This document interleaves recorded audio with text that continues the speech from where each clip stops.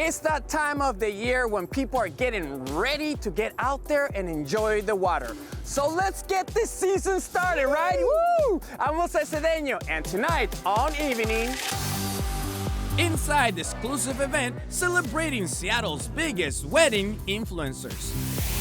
Delicious handmade Mexican fare served right on the water. And explore the place that is the heart and soul of the University of Washington world-famous rowing program.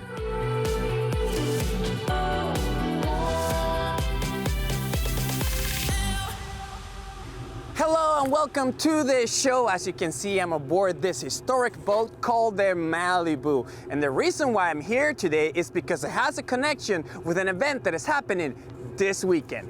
The University of Washington Husky. Let's talk about the event that is happening this Saturday. This Saturday is the 40th anniversary of the Windermere Cup. It's such a special event that the community of rowers talk about it for decades after. It's been estimated that there's about 100,000 fans. This is an incredible atmosphere where rowers start at the beginning of a log boom that's lined with boats all the way down, and then they get to the shores of the cut, and there's a crowd cheering them on. Athletes have said there's no better place to row in the world. Once the races are over, there's a boat parade. It's part of opening day of boating season. It's just a whole lot of fun. The history of the Cup, my dad read an article in the Seattle Times about rowing and opening day of boating season. And the event was about the varsity team rowing against the JV team. And he thought to himself, wouldn't it be cool if we could bring top class athletes from around the world to compete and create this world-renowned regatta. Talking about our waters, it seems like this is a special place to do this type of sport. It's super special. We get 850 athletes a year rowing in the Windermere Cup, and that's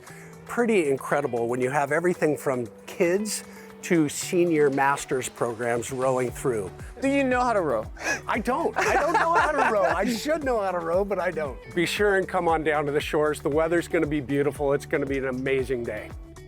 The Windermere Cup is happening this weekend on May the 2nd, and don't forget that the parade is going to be at noon. Now, planning a wedding can be very stressful and a lot of work. Yes, the Fairmont Olympic Hotel does an event once a year celebrating the best Seattle wedding planners. Here it is. It's the hottest ticket in the Seattle wedding industry. An evening where the city's top tastemakers stop planning the party and finally get to join in, and it's invite only. So tonight we are at the Fairmont Olympic's annual Wedding Planners Dinner. It's a celebration of community, of design, and it's a really special treat for the wedding planners and partners that work frequently at our hotel. This isn't just a thank you dinner. It's an immersive experience led by Fairmont's creative director, Andrew Hoagie. Oh, I'm like, what are we doing this year? What's gonna happen? Because Andrew's really good about keeping some surprises. This year's concept is Midnight Match, a visual study in contrast and strategy that transformed the historic ballroom into a living game of chess. This year, the concept is Midnight Match, and it manifests itself visually in the form of a chessboard. But I thought, why don't we think of contrast as a good thing, of different opinions, different colors, coming together to create an experience that's enjoyable. That contrast extended to the menu, where Director of Culinary Araj Jayavikrama used the night to push every boundary. For me, Influencer Dinner is the most fun of the year just because I have carte blanche. We got a lot of wedding planners throughout the city, very influential. They've been there, done that, seen it.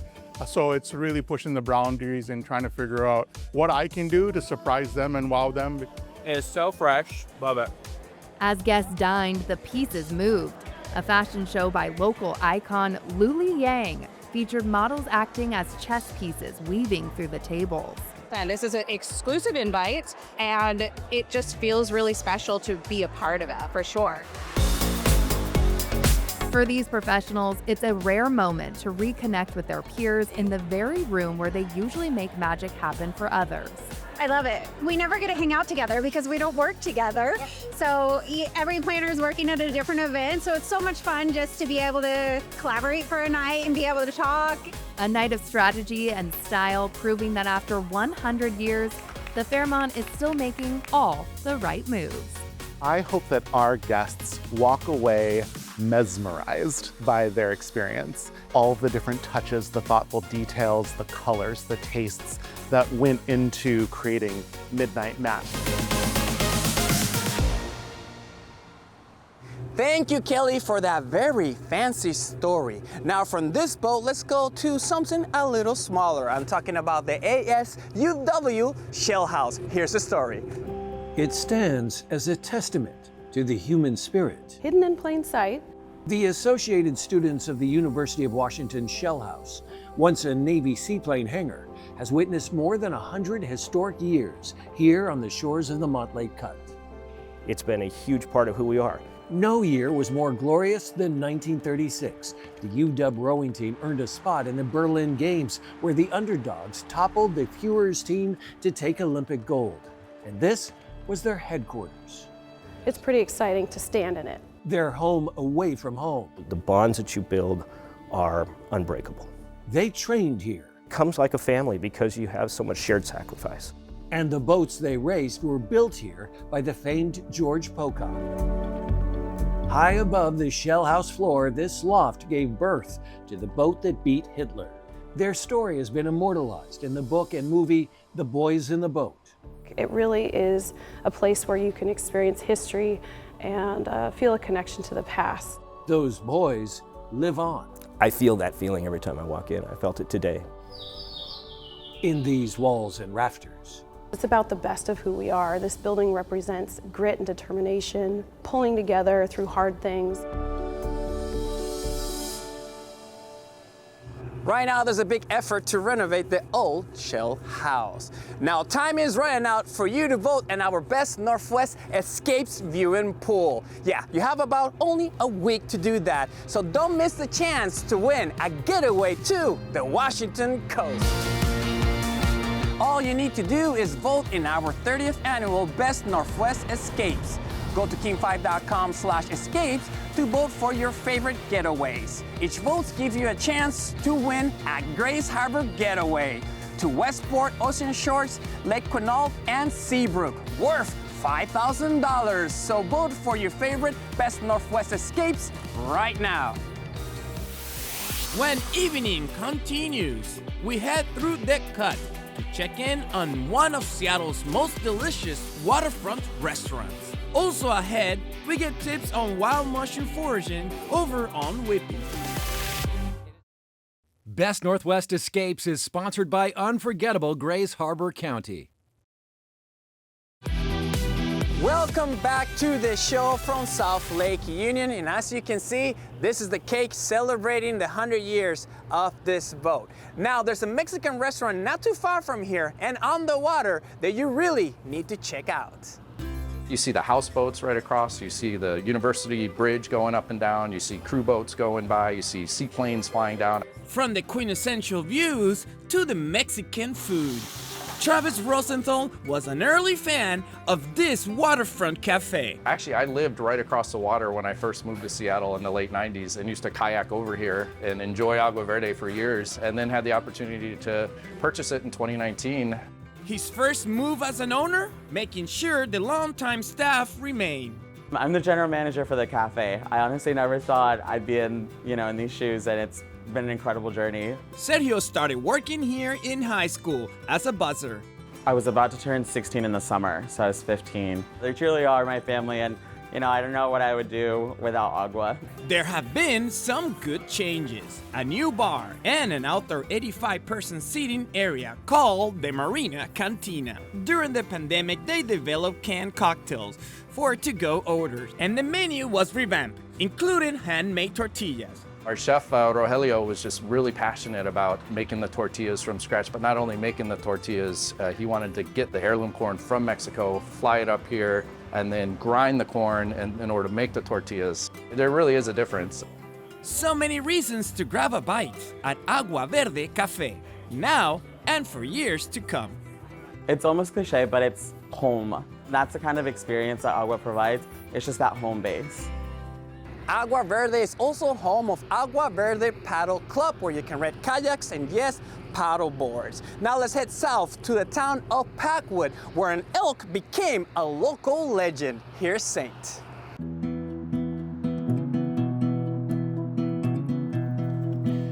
In the logging town of Packwood, at the bottom of Mount Rainier, elk are everywhere.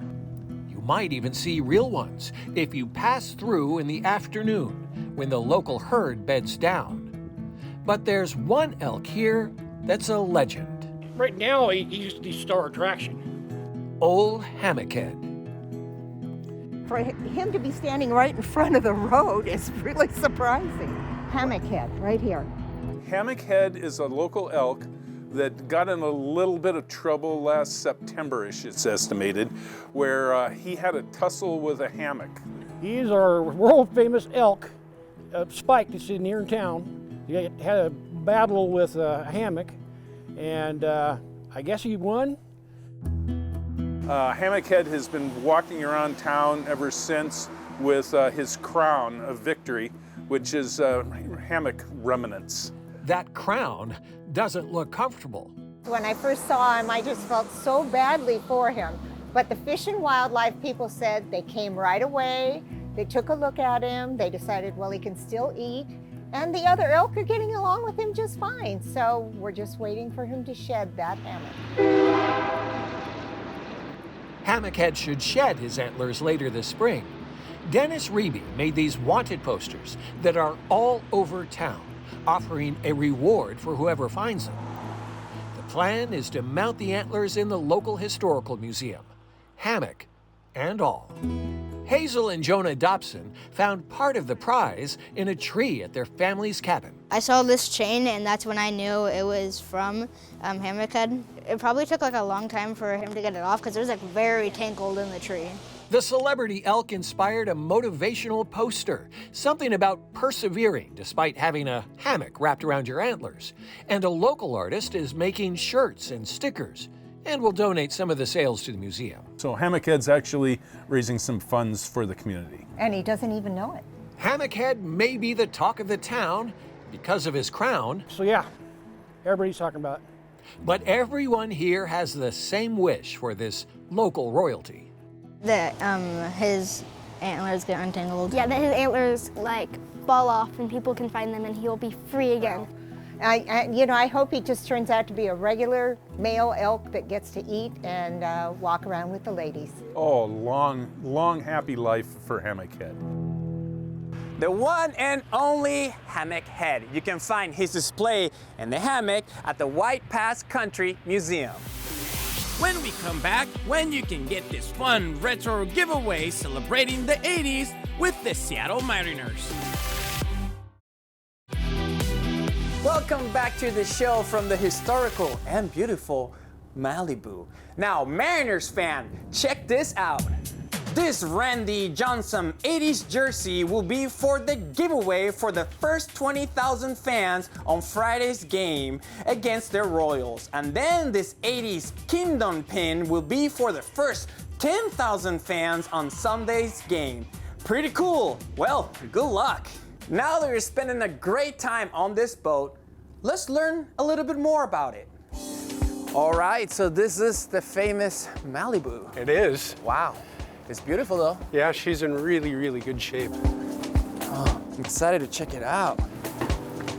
So Obi, why this boat is called Malibu? There was a mother and daughter who lived in Malibu, California, and they contacted Ted Geary, a very famous naval architect, to design a boat. And so he designed it, and it was built here in South Lake Union at Blanchard Shipyard. And then when they christened the boat in 1926, they named it Malibu after the area that they lived in. Oh, wow. So this is where the magic happens. That's right. You say she's a very old boat? Yeah. Is that why we have a cake to say it's 100 in the top? That's right. Check that out. Okay. 100-year birthday. Wow.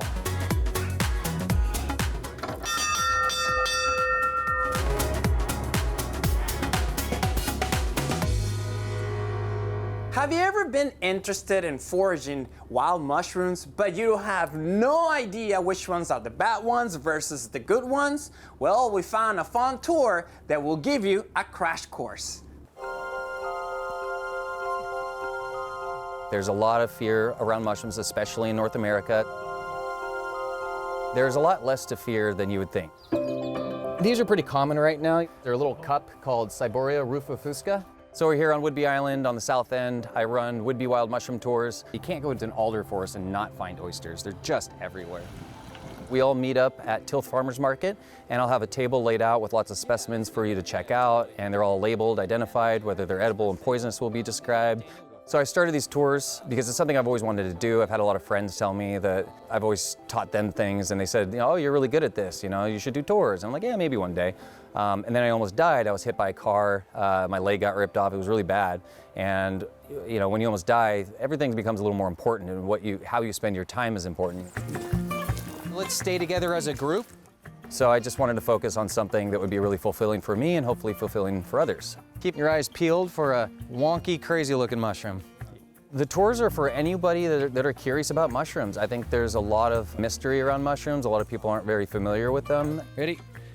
Bing! Oh my goodness. It is the brightest fluorescent mushroom that we have. So the idea is just to really teach people that aren't familiar with mushrooms how to go about identifying, how to be safe, how to find good edibles, stay away from the bad ones. So these are the false morels, the Gyromitra esculenta that I had on my table. There's like a few of them here. I like poop on a stick better. I think a lot of people also don't realize how much there is to learn about mushrooms, how many different unique things there are about mushrooms. There's some mushrooms that you can interact with, they respond to you.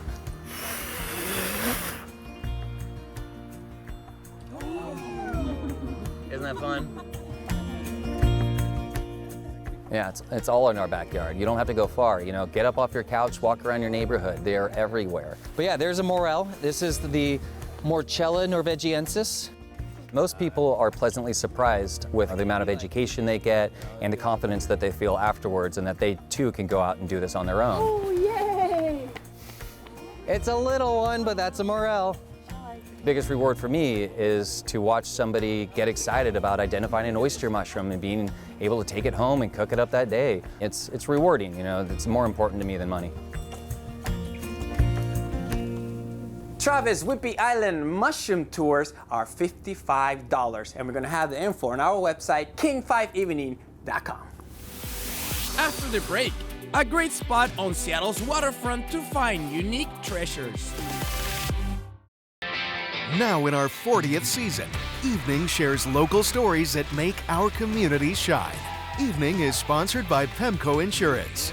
Pemco empowers the Northwest to prevent the preventable. Learn how at pemco.com. Welcome back to this show. As you can see, Lake Union looks pretty beautiful today. Another spot that looks very beautiful this time around is the Seattle waterfront. And across the Pier 58, there's a place where artists can show their creations and even sell it.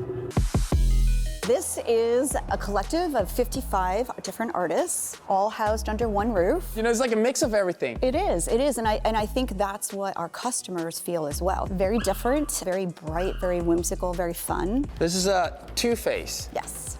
Look, you see? Yeah. Ah. Does make it feel a little bit like a museum. It's just like a little treasure hunt. Give me a little bit of the list of the stuff you have here. Pretty much anything you can think of. We have lots of jewelry, amazing ceramics. We have dog treats, a wonderful line of bath products. We have an artist who does crochet work. Really cool, neat little items. Popeye's looking good. He is looking good, yeah, look at him. We like to believe that there's something for everyone. If you come in here and you walk around long enough, you will find something. How you pick the artists? We work really hard to find artists that we think bring something to the room. We want artists to feel like this was their collective. It's kind of like 55 individual little businesses. 90% of them are women-owned small businesses. They are local, which was important to us. Let's talk about your art. I'm a collage artist. My collage is a mixture of hand-cut collage and digital, and then I also love thrifting, so I incorporated the two. I love experimenting with like different textures and giving old clothes new life. What is the feedback you're getting? People have been responding really well because all of my pieces are one of a kind. This is raccoons over I-5. And I'm assuming it's a great place to do some networking when it comes to meeting other artists. Yeah. I think it has a lot of Seattle flavor to it. It's not perfect, it's imperfect, like Seattle. The Seattle Waterfront Market opens every day. Well, that does it for me, but don't forget the event that's happening on May the 2nd. The races are gonna happen in the morning and the parade's gonna happen at noon. I will see you guys on the next one. Here's to the 40th Windermere Cup. Woo! Cheers!